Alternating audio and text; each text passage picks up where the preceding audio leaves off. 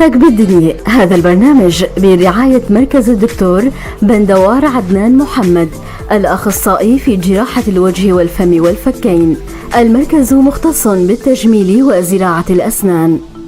مركز الدكتور بندوار محمد يقدم كافة الخدمات السنية: تجميل الأسنان، معالجة الأسنان بأحدث الأجهزة والأنظمة، معالجة أسنان الأطفال ضمن المركز تحت التخدير العام، عمليات الزرع بأحدث الأجهزة والتقنيات، عمليات جراحة الوجه والفم والفكين بالأنظمة الحديثة، تبييض الأسنان بالمواد المستوردة والتقنيات الحديثة، أيضا تجميل الأسنان بطرق حديثة وسهلة.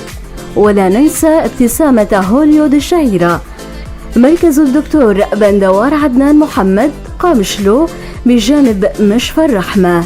للحجز والاستعلام هاتف 433 226.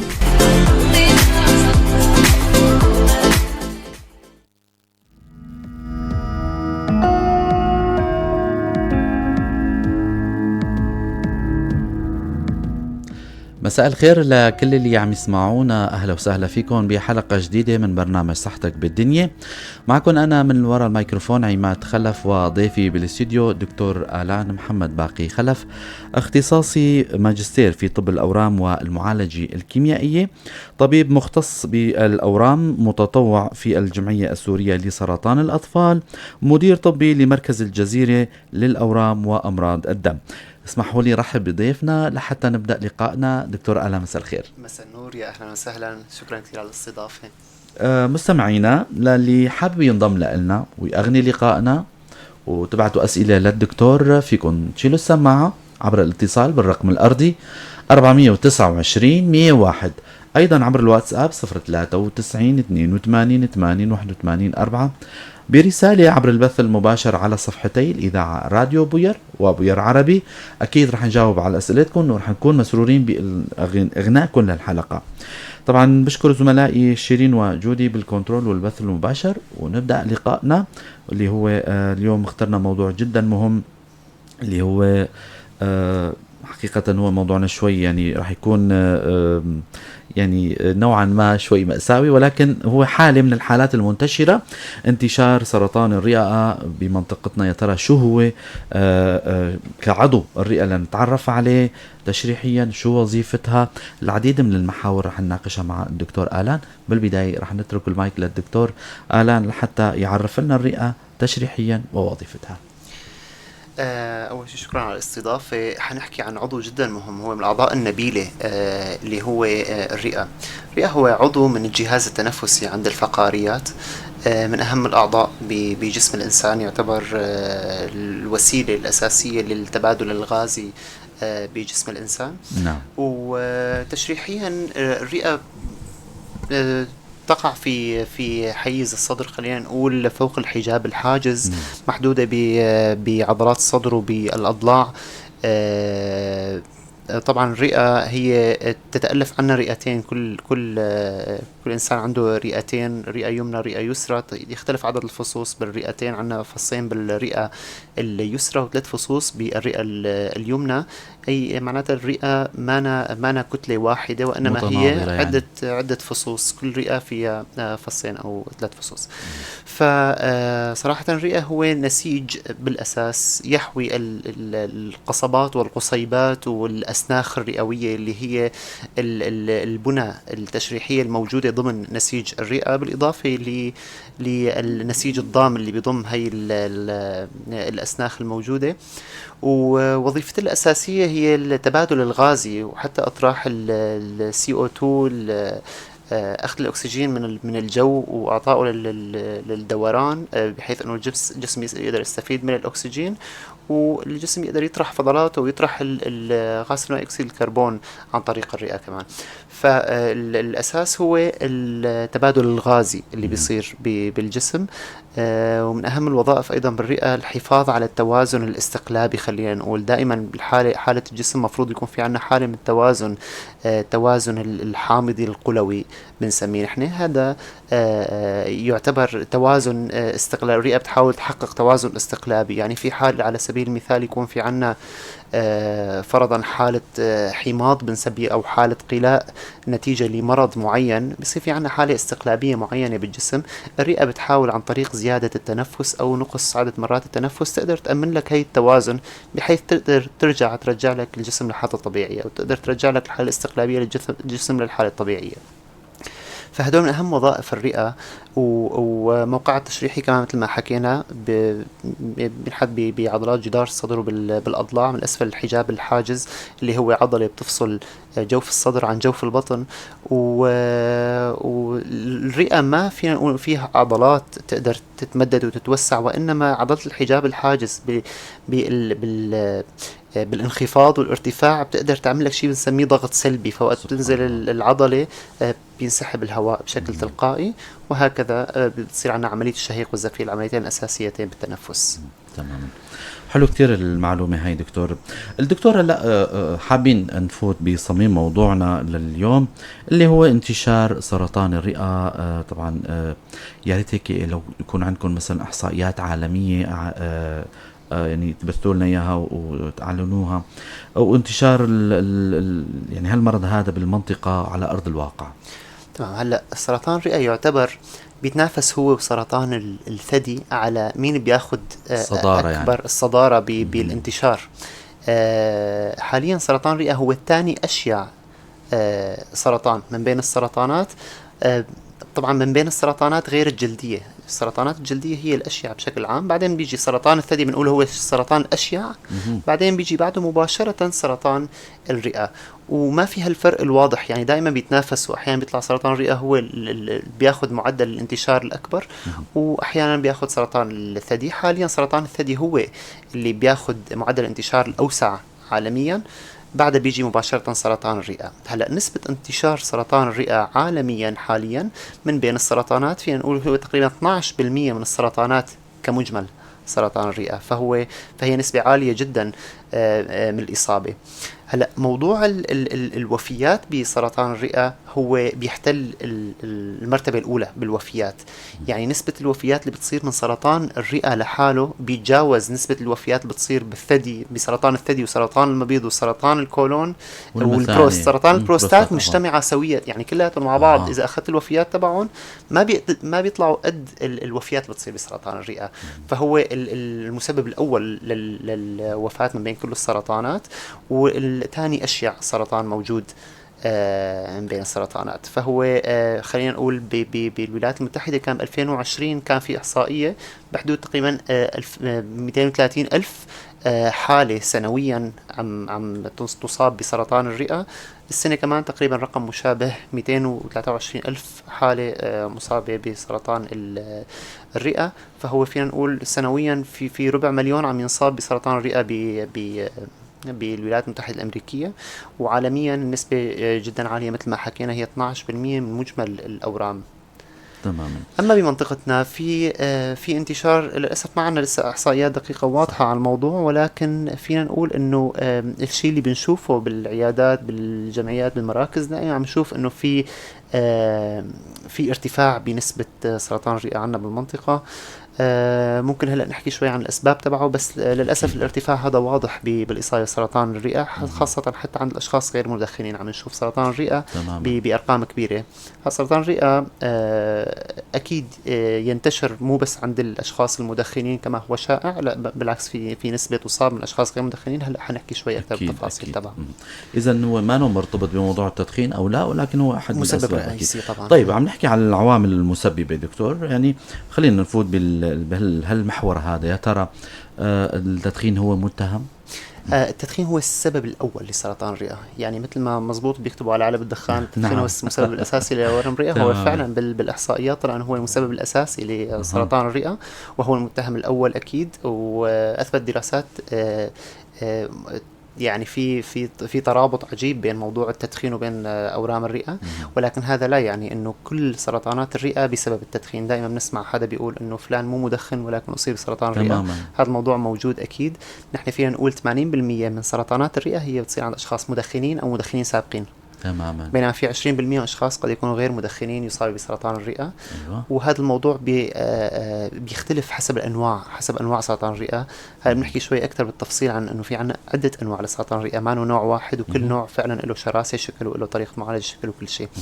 ولكن التدخين المتهم الاول هو بسرطان الرئه، وعامل الخطوره الاول بسرطان الرئه. ومثل ما حكينا حاليا 80% من سرطانات الرئه هي بتكون عند اشخاص مدخنين، و20% أشخاص غير مدخنين. طبعا بين الأشخاص المدخنين حتى 60% من أورام الرئة هي عند أشخاص مدخنين سابقين. يعني موضوع إيقاف التدخين مو معناته أنه نحن توقفنا عن كوننا معرضين لسرطان الرئة، ولكن ممكن تخف النسبة.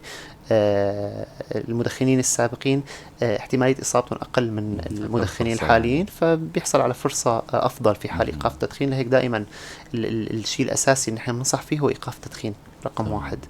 طبعا مو بس تدخين بسبب سرطان الرئة أو من عوامل الخطورة المسببة لسرطان الرئة، في عنا عدة عوامل تانية. في عنا تاني عامل خطورة لسرطان الرئة هو غاز الرادون. غاز الرادون هذا غاز أرضي، يعني هو موجود بالأساس بالأرض، ونحن بكل الأحوال بنتعرض له. لغاز الرادون هذا موجود بيتحرك بشيء له علاقة بالصفائح التكتونية وقت اللي بتتصادم مع بعضها.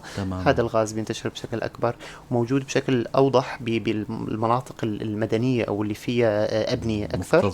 بالضبط. فالأبنية كمان هي من المسببات هذا الغاز، ومنتشر يعني هو حوالينا وموجود. غاز الرادون بيناتنا دائما، بس هو تاني أهم سبب لسرطان الرئة. في عنا أسباب تانية كمان شيء له علاقة بالمواد الكيميائية اللي نحن بنشوفها. تعرض لمواد مثل الأسبستوز على سبيل المثال. سابقا كانت الأسقف المستعارة فيها بيستخدموا فيها مادة اسمها أسبستوز، مثل مادة عازلة. فكان إذا عملنا استنشاق لهي المادة بتزيد الخطورة لسرطان الرئة وسرطان الجنب بنسميه. الجنب طبعا هو الغلاف اللي بيغلف الرئة. نحن ما حكينا إنه الرئة في إلى غلافين بيغلفوها، في غلاف عفوا جنب نسميه جنب حشوي، جنب حشوية وجنب جدارية. إذا في عنا وريقتين، وريقة بتغلف الرئة، وفي عنا وريقة بتبطن جدار الصدر، بحيث انه وقت الرئة بتتمدد وتقلص او يصير في عندي شهيق وزفير ما بصير في احتكاك بين الرئة وبين جدار الصدر. تمام. وبيناتهم في سائل، في اسمه بسموه سائل الجنب. تمام. إذا هي أسبستوز كمان هو من عوامل الخطورة اللي حاليا قل استخدامها. صار في وعي تجاه هاي المادة وقل استخدامها بالبناء. في مواد تانية كادميوم، زرنيخ، هذول المواد كمان متهمين بإحداث سرطان الرئة.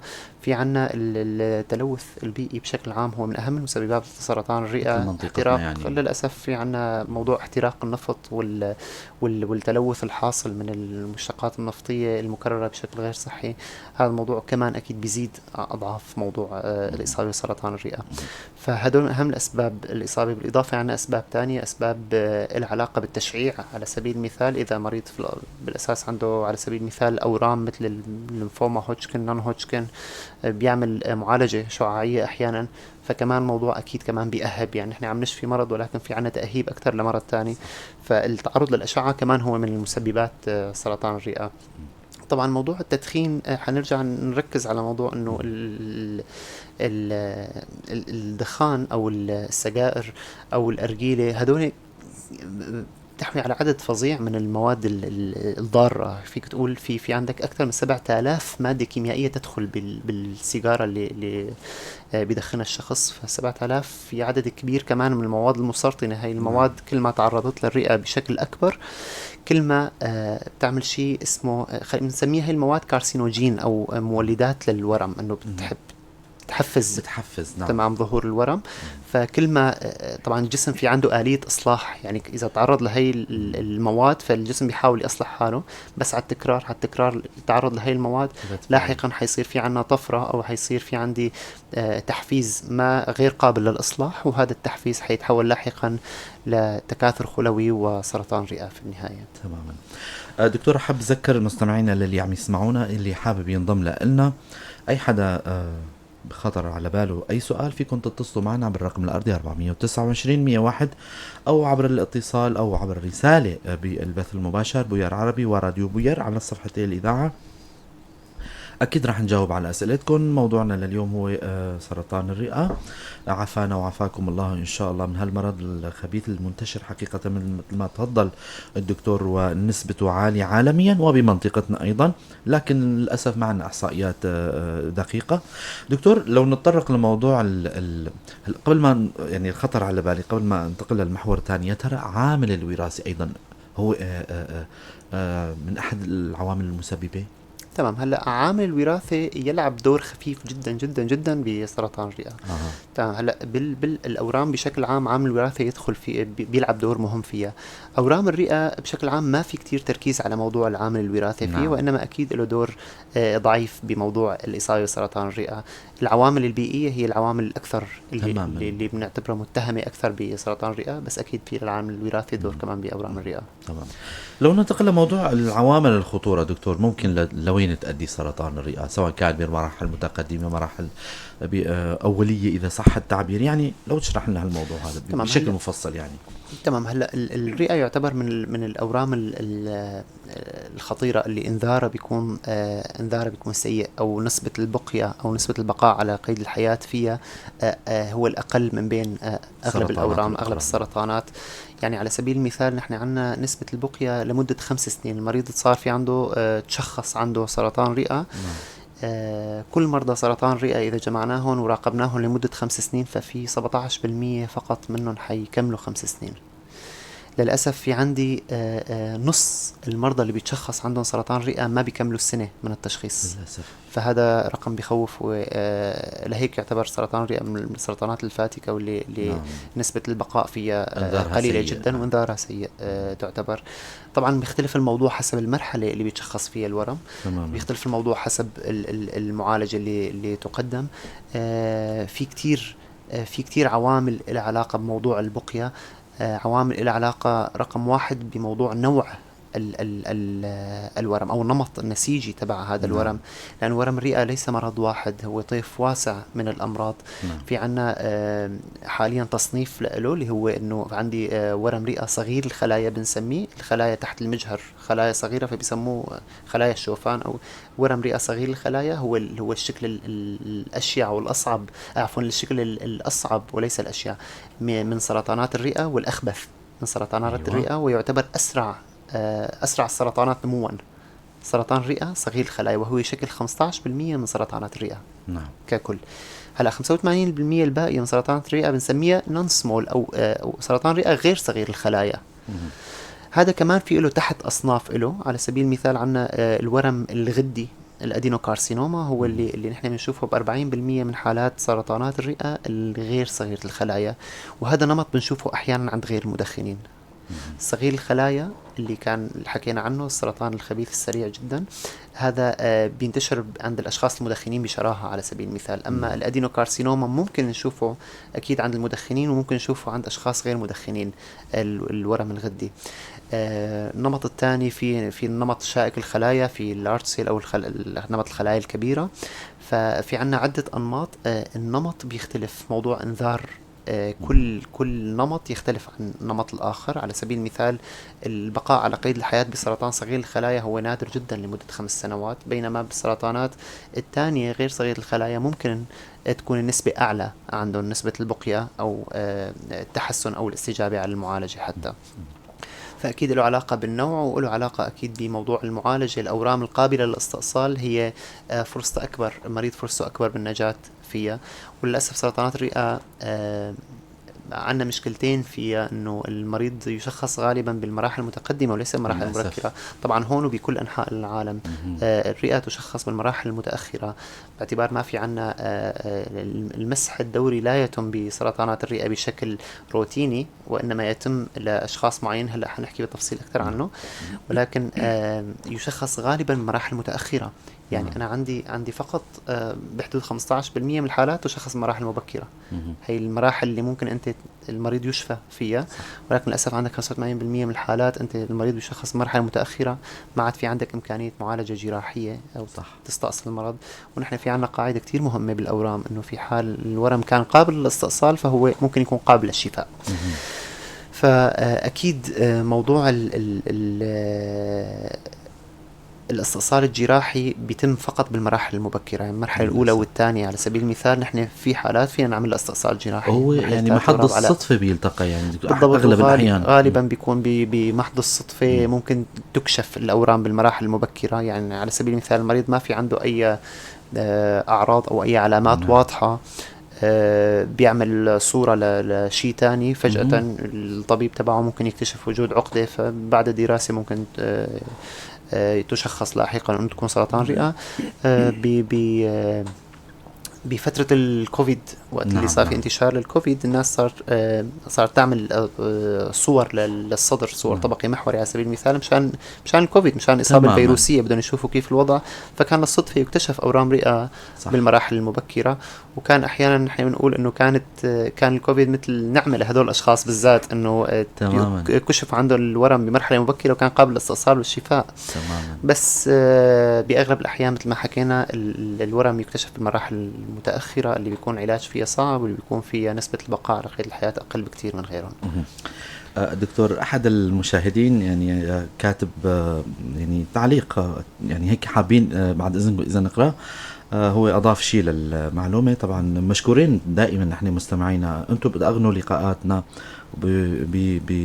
يعني سواء كانت بأسئلتكم أو كاتب المؤتمر الطبي لمعالجة السرطان في ألمانيا لهذا العام أعلن حظر مواد معينة. أولا عدم استعمال الميكرويف، وعدم استعمال الزيت أكثر من مرة واحدة، واستعمال مكعبات الدجاج واللحوم، وعدم استعمال المحليات الصناعية التي يستخدمها البعض كبديل للسكر. شكرا لك على هالمعلومة. عم يحكي عن بلد اللي أكيد هو ساكن فيه، فشكرا لك أخي الكريم. دكتور، نرجع لموضوع إذا ضل شيء من عوامل الخطورة، مثلا أنه خطر على بالي أنه أثناء شرحك لهالموضوع هذا دكتور، يعني اللي بفهمه من كلامكم أنه المريض إذا اكتشف بمراحل مبكرة ممكن العلاج يكون سهل، ممكن يكون المريض يشفى بشكل تام. طبعا في حالات شافية من سرطان الرئة، بس أكيد من الحالات الشافية لازم حصرا تكون فعلا الحالات المبكرة واللي هي قابلة للاستئصال.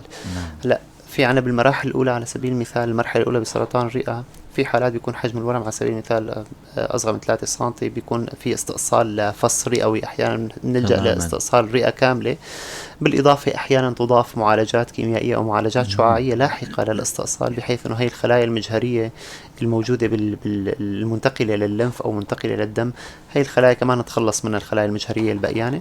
فهدول الحالات بيكونوا قابلين للشفاء، ولكن أكيد الأمراض هي قابلة للنكس للأسف. فنحن دائما بنكون على تواصل مع المرضى، بحيث أنه نحن كل 3 شهور نقدر نشوف المريض، نقدر نقيم أنه في عنا احتمالية نكس أو ما في احتمالية نكس. ولكن أكيد في حالات شفيت وبقيت أكثر من 5 سنوات و10 سنوات من المراحل المبكرة. أما المراحل المتقدمة مثل ما حكينا إمكانية الشفاء منها كتير نادرة صراحة. والمعالجات اللي بتتم بهيك مراحل هي معالجات جهازية بنسميها، معالجات دوائية قد تستمر فترة كتير طويلة، بحيث أنه المريض يحصل على أفضل نمط حياة ممكن وأكثر بقية ممكنة لهذا المريض. تماما. دكتور، إذا نحكي عن موضوع خطورة هالمرض هذا، الإنذار اللي ممكن لوين يؤدي هالمرض هذا؟ تمام. هلا الورم الرئة هو مثل ما حكينا هو من أخطر الأورام، والإنذار تبعه يعتبر من الأورام ذات الإنذار السيء اللي نسبة البقية فيها تختلف بشكل كامل عن باقي الأورام الثانية. يعني نحكي بأورام الثدي على سبيل المثال كانت البقية توصل فيه ل 90%. أورام بروستات نعم. آخر سنوات صارت البقية فيها 100% على سبيل المثال. أورام الدرق 99%. جيد. نرجع على الرئة هي 17%. فيعني هو للأسف 17% من الأشخاص بيقدروا يوصلوا ل5 سنين للأسف من هدول المرضى. والنسبة اللي بيعملوا 5 سنوات بالمراحل المتقدمة هي 3.7%. يعني كل 100 شخص شخص بالمرحلة الرابعة في بس 3 ناجيين منهم بيوصلوا أكثر من 5 سنين. تمام. فهو من الأورام ذات الإنذار سيء جدا للأسف، وخاصة إذا كان النمط تبع الورم هو من الأنماط الخبيثة جدا. على سبيل المثال ورم الرئة صغير الخلايا هو من أسوأ الأورام إنذارا. المريض ما بنشوف مرضى عادة بيقدروا يتجاوزوا ال5 سنوات بهذا الورم، خاصة إذا كان متقدم. فأكيد هو من الأورام ذات الإنذار سيء جدا. في طبعا خطوط معالجة، ولكن مقارنة بباقي الأورام هو يعتبر الأسوأ إنذارا. دكتور، لو نرجع شوي لورا على تسلسل موضوع الأسئلة والمحاور، هلا المرضى اللي بتبين عليهم ممكن انه تبين عليهم أعراض يعني هالحالة هاي أو سرطان الرئة، يا ترى شو شكل العرض ممكن يكون؟ تمام. هلأ شو ممكن يشكي الشخص لحتى تبلش رحلة الدراسة للمرض؟ كأعراض أي ورم خبيث بالمراحل المتقدمة على سبيل المثال بيصير في عنا تعب عام، بيصير في عنا نقص وزن، نقص شهية ممكن.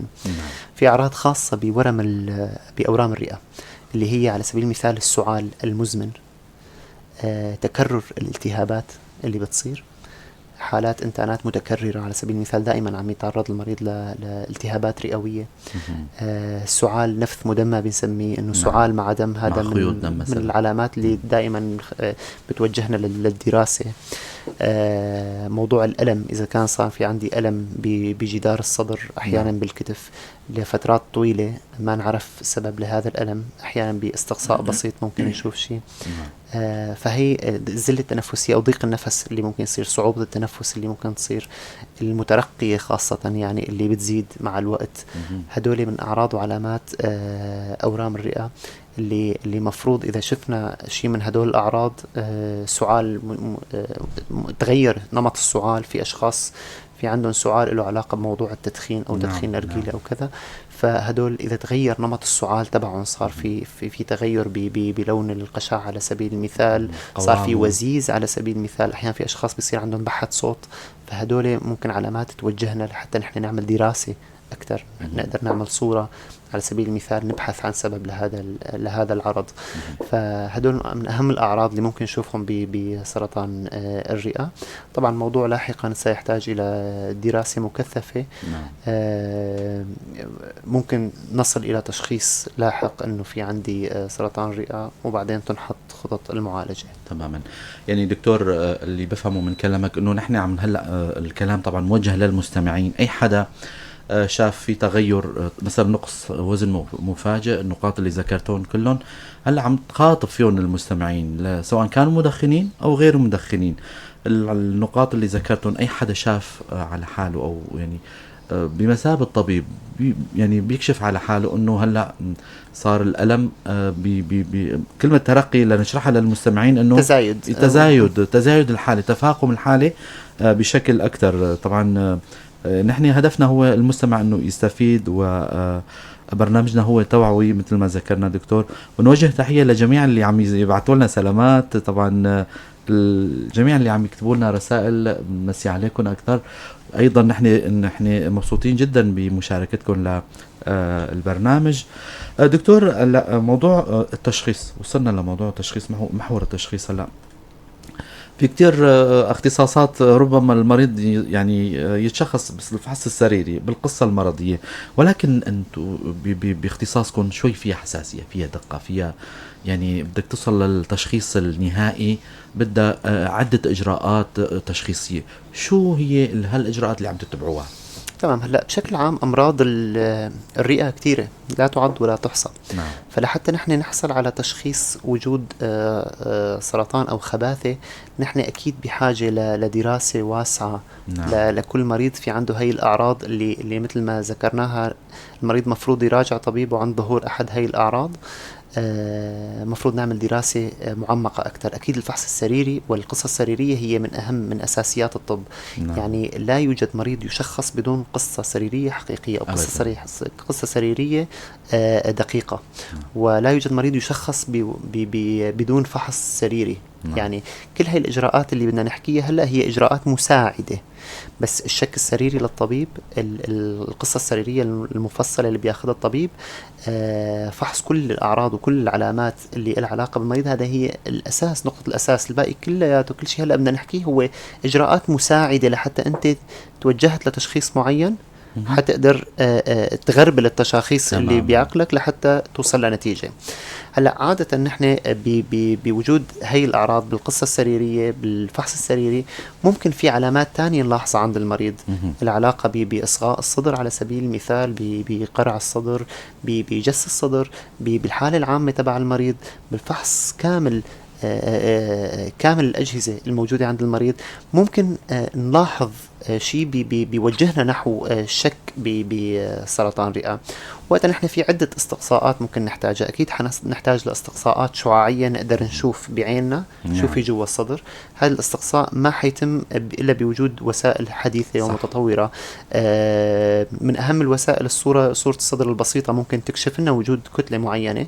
وقتها أنا حيتغربلوا التشاخيص الموجودين بعقلي تحو بالضبط بنسمي تشخيص تفريقي، إنه في عدة أمراض بتعمل لي هذا الشكل. ممكن يكون بالضبط ممكن تكون إصابة فطرية، مو بالضرورة تكون هاي الكتلة نشوفها هي سرطانية، ممكن تكون إصابة فطرية، ممكن تكون إصابة جرثومية، ممكن يكون ورم معين، ممكن تكون عقدة متكلسة، في كتير تشاخيص. كتل حميدة مثلا بالضبط كتل حميدة. فكل هاي التشاخيص ممكن وقتها نصير نفكر فيها. ولكن مثل ما حكينا بنرجع لموضوع القصة السريرية والفحص السريري، شفنا كتلة مع أعراض تانية فأكيد حندرس أكتر، حنصير نحتاج لوسائل أوضح لهي الكتلة.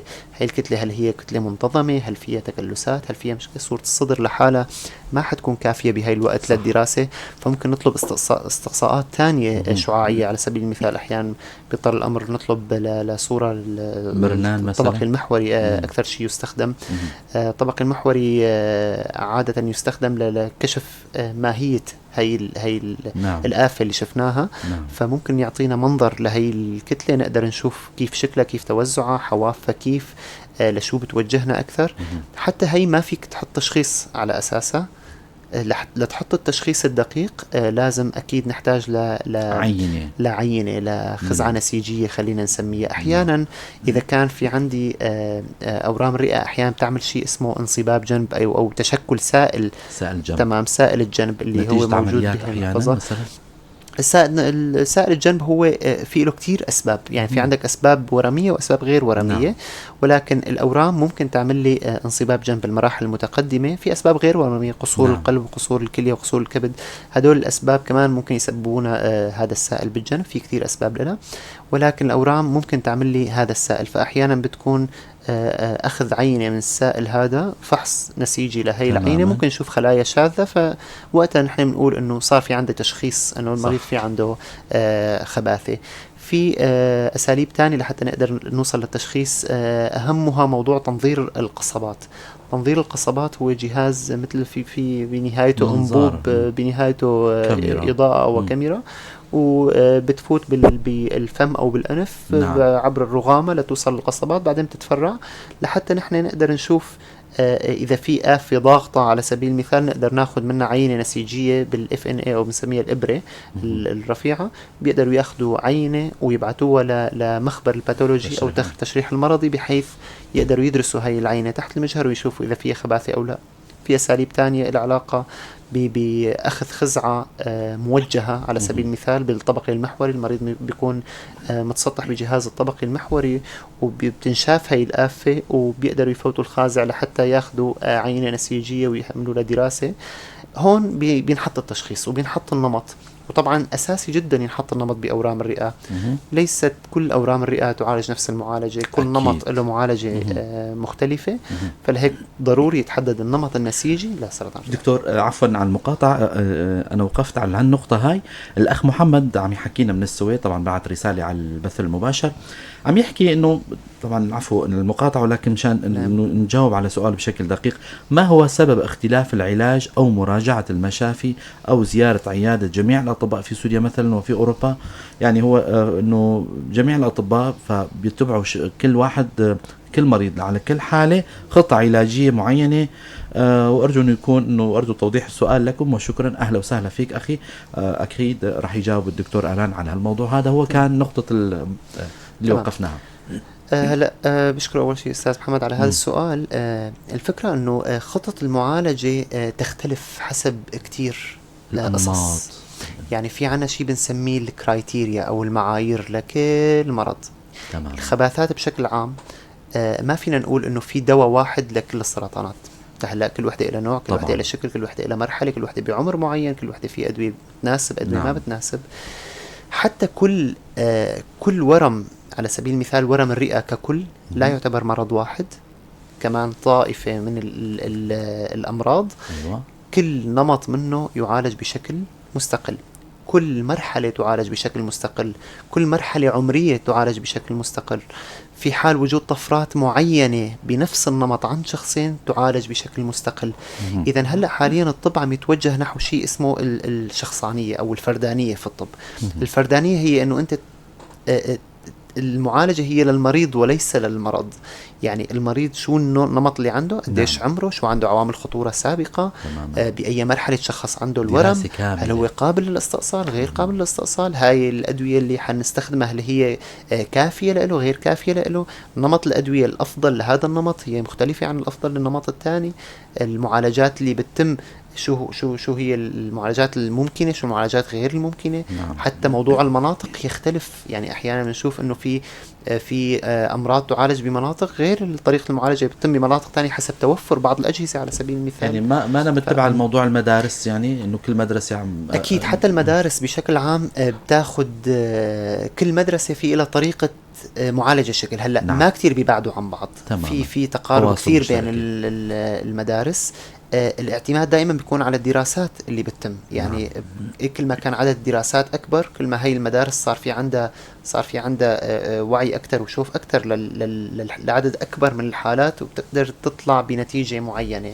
إنه على سبيل المثال لتطلع معلومة تقولك إنه المرحلة الثالثة من النمط بي على سبيل المثال غير قابل للجراحة. فهي الكلمة لحالها بدها بلاوي دراسات وراها لحتى أنت توصل لهذا القرار فقط بتفصيلة كتير صغيرة بنوع واحد من الأورام. طبعا موضوع جدا حيكون دقيق، وهي وظيفة عدة اختصاصيين صراحة. أكيد نحن الطبيب الأورام لحاله ما بيقدر يعالج سرطان. طبيب الأورام هو بيحدد خطة المعالجة بعد التشاور مع جميع الأطباء. حيتشاور مع طبيب الجراحة، طبيب الأشعة، هل هذا المريض قابل غير قابل، أنا في عندي خطة كتير جيدة، وطبيب التخدير. نعم. في عدة اختصاصيين لازم يكونوا في فريق بنسميه فريق متعدد الاختصاصات، لازم يتابعوا هذا المريض، لأن أنت عم تتابع حالة دقيقة جدا. وهي الحالة لتحط خطة المعالجة تبعيتها مفروض يكون عندك خلفية أو باك جراوند كتير كبيرة، مفروض يكون تواصلك كتير جيد مع الفريق تبعك لحتى تقدر توصل للنتيجة الأمثل لهذا المريض. تماما. مو لهذا المرض، لهذا المريض، لأنه كل مريض عنده حالة خاصة. حلو كتير دكتور، المعلومات اللي حكيتها اليوم يعني جدا مهمة.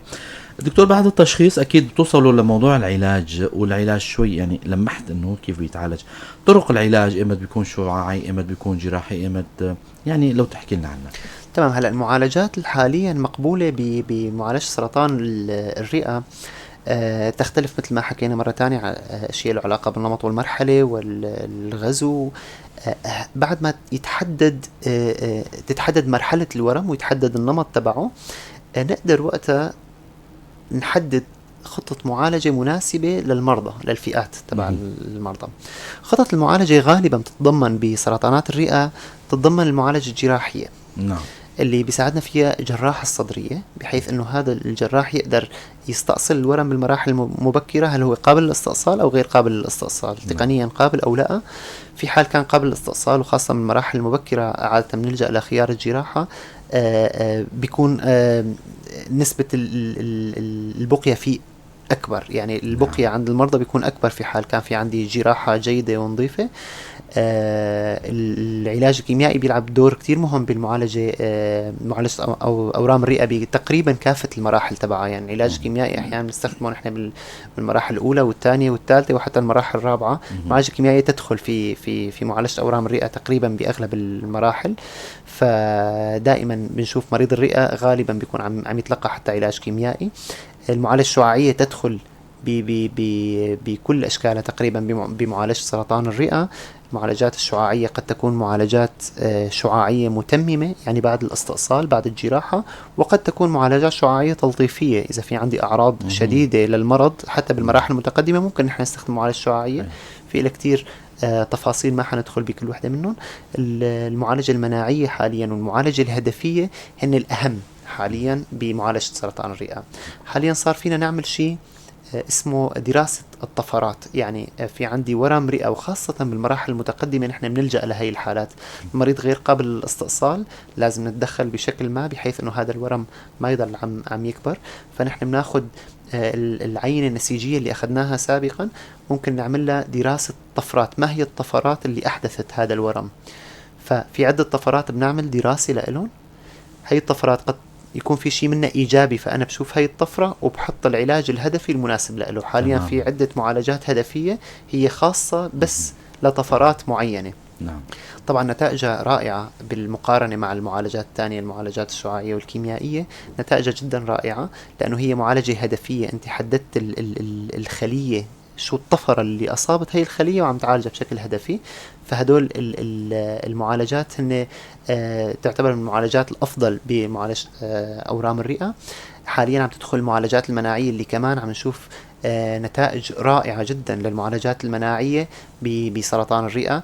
في عدة أدوية تشتغل على كمان بطريقة هدفية على بعض الروابط الموجودة بين الخلايا الورمية. هاي الأدوية عم نشوف نتائج جدا ممتازة مقارنة بالمعالجات الكيميائية التقليدية أو بالمعالجات الشعاعية. وكمان هدول غالبا يستخدموا بالمراحل المتقدمة مثل ما حكينا، ما بنستخدمهم بالمراحل المبكرة. المراحل المبكرة قد نحتاج فقط استئصال ومعالجة متممة جراحية أو كيميائية لفترة من الزمن وبعدين المريض بيضل على المراقبة. أما المراحل المتقدمة في عدد هائل من الدراسات حول هدول المرضى، فأنت عم تحاول تقدم لهم أفضل نمط حياة ممكن وتطيل البقية قد ما فيك لهذا المريض. فالمعالجات الجراحية، المعالجة الشعاعية، المعالجة الكيميائية، المعالجات المناعية والهدفية هن لهم الدور الأكبر بمعالجات سرطان الرئة. تماما. حابب أذكر مستمعينا اللي عم يسمعونا أنتم عم تسمعوا برنامج صحتك بالدنيا. ضيفنا بالاستديو دكتور آلان محمد باقي خلف، ماجستير في طب الأورام والمعالجة الكيميائية، مدير طبي لمركز الجزيرة للأورام وأمراض الدم، اختصاصي أورام، متطوع في الجمعية السورية لسرطان الأطفال. وبالمناسبة عم نحكي عن موضوع مدير طبي لمركز الجزيرة للأورام وأمراض الدم. مؤخرا عبر السوشيال ميديا تابعنا هالموضوع هذا أنه تم افتتاح مركز وحضرتكم عم تشرفوا كصفة طبيب مدير طبي. لو تحكينا عن هالمركز هذا كخدماته يا ترى دكتور شو هالمركز هذا؟ هلا المركز هو افتتح حديثا. افتتحنا هذا المركز لهدف خدمي بدرجة الأولى. هو الموضوع كان له علاقة بالشيء اللي أنا كنت عم مواجه صعوبة فيه أنا شخصيا والمرضى اللي عم شوفهم. كنا عم نواجه صعوبة بموضوع العشوائية، كيف حنقدر مثلا نحول المريض لمكان معين يقدر ياخذ معالجته بدون ما يصير فيه هاي العشوائية ويبحث وكذا. فقلنا أنه ضروري يكون في مكان على الأقل مصغر ولو بس بحيث أنه نحن نقدر نقدم هاي الخدمة اللي هي المعالجة الكيميائية أو المعالجة الهدفية أو المعالجة المناعية بمكان واحد بدون ما يصير فيها هاي العشوائية وهذا التعب للمريض ومرافقينه وحتى الأطباء اللي عم يشرفوا على هذا المريض. هو مجرد مركز مصغر بنعمل فيه، بناخد فيه تحاليل المرضى، فيه أدوية، فيه تجهيز للجرعات الكيميائية والهدفية والمناعية، وفيه تسريب للجرعات القصيرة والجرعات الطويلة وتحسين للحالة العامة. فيه 4 أسرة و6 كراسي بحيث نقدر نسرب الجرعات القصيرة والطويلة للمرضى. فهو يعتبر مركز خدمي بالدرجة الأولى لمرضى السرطان. هو مفتوح على مدار الساعة مثل ما سمع الدكتور؟ تمام، هو مفتوح 24 ساعة. يعني أي حالة إسعافية كانت موجودة أو أي حالة لتسريب جرعات معينة تكون موجودة، نحن يا إما بنحط الخطة المعالجة وبنسرب الجرعات، يا نكون على تواصل مع الأطباء الموجودين الأطباء الموجودين بالمناطق الثانية إذا في نعم. طبيب مشرف على حالة مريض فينا نكون على تواصل معه بحيث يقدر المريض نخفف عنه عبء السفر تماما. لهي المدينة ونقدر نطبق له خطة المعالجة الكيميائية عنا بالأرقام. في طاقم أكيد معين عم يشرف على أكيد في طاقم يعني. في طاقم مجهز ومدرب لحتى يقدر يعطي المعالجات بشكل دقيق وأكاديمي وحسب الأصول، لأنه المعالجة الكيميائية بشكل عام ما معالجة أي حد بيقدر يقدمها عادي يعني. بالضبط. فهي معالجة دقيقة جدا، مفروض يكون طبيب مشرف بشكل دقيق على المريض، مفروض يكون في ممرض مدرب بشكل جيد. شروط معينة يعني للعلاج. أكيد في عدة شروط للمعالجات الكيميائية، في عدة تفاصيل مفروض يكون المريض على تماما. أكيد. فهذا الموضوع شوي بيسهل على المريض وعلى الطبيب بشكل عام موضوع تسريب الإجراءات الكيميائية. بهالموضوع يعني بهالمركز هذا حاولتوا تضموا الفوضى اللي يعني بيصيب المريض والمرافق انه يروح يجلب الدواء من مكان معين، يروح يعمل التحليل بمكان معين والطبيب ما يكون موجود وما يتوفر سرير بمشافي خاصة. فضميتوا هالامور هاي كلها وعلى مدار 24 ساعة. طبعا مشكورين جدا على هالخطوة هاي، وعلى بأمل ان شاء الله تكون في مراكز كبيرة ان شاء الله تحوي هالمرضى. هي كلها هي نقطة بداية لحتى يكون في مشفى متعدد الاختصاصات مثل ما حكينا. نحن عم ندور نطمح لشيء أكبر بكتير من هيك، عم نطمح لحتى يكون في معالجة شعاعية عندنا بالمنطقة. نحن أكيد بحاجة أخصائيين معالجة شعاعية بالمنطقة، أكيد بحاجة أجهزة معالجة شعاعية، أجهزة تشخيص مثل ومضان عظام، البيت سكان، لهدول الأجهزة نحن بنحتاجهم كتير للتشخيص تبع معظم الأورام. بحاجة وحدة للعناية التلطيفية لمرضى السرطان. صح. على سبيل المثال هدول كتير عم نواجه صعوبة بالتعامل معهم، في كتير عشوائية، نشوفهم كل مرة بيكون المريض بمشفى، كل مرة بده يكون بمكان، فكتير عم يصير في لبكة على كلنا عم نطمح لمشفى خاص بمعالجة الأورام ولتدبير الحالات بشكل عام. فريق متعدد الاختصاصات، أكيد ضروري يكون في فريق متعدد الاختصاصات بهذا المشفى. عم نطمح يكون في مركز أكبر بكتير يقدر طبيب القلبية يشوف المريض عنا، لأنه مريضنا ممكن يحتاج لاستشاري قلبية واستشاري صدرية وعدة استشاريين، أكيد عدة اختصاصات. فنحن أكيد عم نطمح لمركز أكبر. هي مجرد نقطة بداية لحتى نحن نقدر نشوف المرضى ونعمل لهم أرشفة، ولاحقا ننقلهم لمشفى أكبر يقدر يقدم خدمات أكثر لهدول المرضى. تماما. موضوع المادة أكيد ما راح نحكي فيه باعتبار هو يعني مركز خاص وهو مأجور أجر كامل يعني. ف طبعا مشكورين على هالمبادرة هاي. دكتور، داركنا الوقت وخلصت محاورنا، والموضوع هو قد ما فينا نحكي عنه أكيد هو موضوع واسع كتير. عافانا الله وعافا الجميع المستمعين. موضوع التوصيات، نحن دائما نختم لقائنا بشوية توصيات حول مرضى سرطان الرئة، أو اللي عندهم ممكن تكون عندهم بداية للشيء، انذار شيء. فعبر توصيات الدكتور آلان رح نختم لقائنا. تمام. هلا التوصيات اللي ممكن أنا أحكيها بما يخص سرطان الرئة هي 3 شغلات أساسية. رقم 1 هو الابتعاد عن المسببات اللي حكيناها اللي بتزيد فرصة الإصابة لسرطان الرئة. فنحن قد ما فينا بنحاول نبعد عن هاي المسببات، وعلى رأس التدخين والأرجيلة والغازات اللي ممكن نتعرض لها بطريق الملوثات. يعني إذا طلعنا نحاول نلبس كمامة على سبيل المثال في حال في منطقة فيها تلوث عالي، نحاول نخفف الإصابة بسرطان الرئة. اللي بيشتغلوا بالأصبغة بالدهانات، هدول الأشخاص أكيد مفروض يكون في كمامات خاصة لهي الأشخاص. لازم يكون في وعي صحي، شروط السلامة بالضبط، شروط السلامة المهنية عند العمال على سبيل المثال. في كتير شروط سلامة مهنية مفروض يلتزم فيها بشكل كامل لحتى يخفف فرصة إصابته بسرطان الرئة. شغلة تانية اللي كتير مهمة هي نمط الحياة السليم. نحن كل ما كان نمط الحياة اللي عم نعيشه كان أفضل من الناحية التغذوية، ناحية الرياضة، من الناحية النفسية، كل ما كانت هي الشروط أفضل عند الشخص، كل ما كانت نسبة تعرضه للأورام بشكل عام أخف من غيره. فأكيد في دور جدا مهم لموضوع الوقاية. في شغلة ثالثة اللي هي موضوع المسح. هلا المسح بسرطان الرئة نحن ما بنعمل كشف مبكر لسرطان الرئة عند كل الأفراد، بس في عنا بعض الأفراد نحن بنعمل لهم شيء بنسميه مسح مبكر. في أشخاص بنسميهم ذوي الخطورة العالية، يعني هدول أشخاص قد يكونوا معرضين. يعني على سبيل المثال شخص مدخن شره عمره بين 50 و80 سنة، تمام، هدول الأشخاص بينعمل لهم مسح. موظف بشركة بترول مثلا، تماما، هدول الأشخاص المفروض يتابعوا طبيبهم ويسألوا طبيبهم أنه نحن في داعي نعمل مسح لسرطان رئة، في داعي نشوف كشف مبكر ولا ما في داعي. هون الطبيب بعد عدة أسئلة وبعد فحوصات معينة ممكن يقول له إيه أنت بتدخل ضمن دائرة المسح، يعني أنت مفروض تعمل مسح مثلا. بس نحن ما بنعمل مسح لكل الأفراد بالمجتمع مثل سرطان الثدي مثلا، نحن بنعمل مسح للكل، كل أفراد المجتمع. لا، بسرطان الرئة المسح هو فقط لفئة معينة من الأشخاص، خاصة المدخنين بين عمر 50 و80، هذول ممكن يعملوا مسح.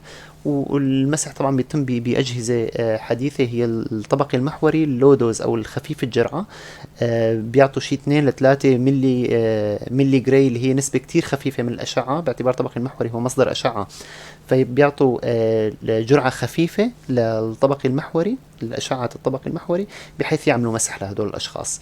فهي كانت توصياتي لسرطان الرئة، وإن شاء الله السلامة للجميع. ألف شكر لكم دكتور آلان محمد باقي خلف على هالحضور الجميل والمعلومات القيمة. شكرا لك أستاذ عماد، شكرا استضافتكم. شكرا لكم زملائي ومستمعينا ومتابعينا على حسن المتابعة، على أمل نلقاكم الأسبوع القادم بضيف جديد وحلقة جديدة. تضلوا بخير وسلامة.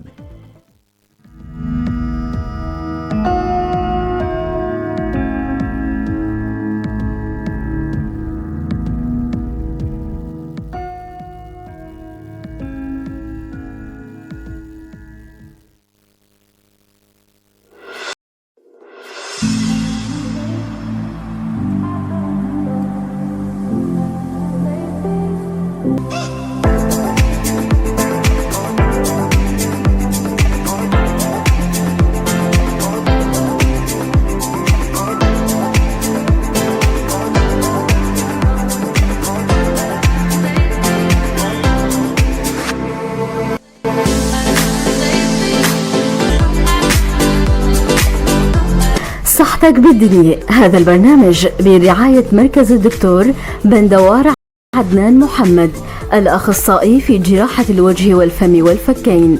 المركز مختص بالتجميل وزراعة الأسنان.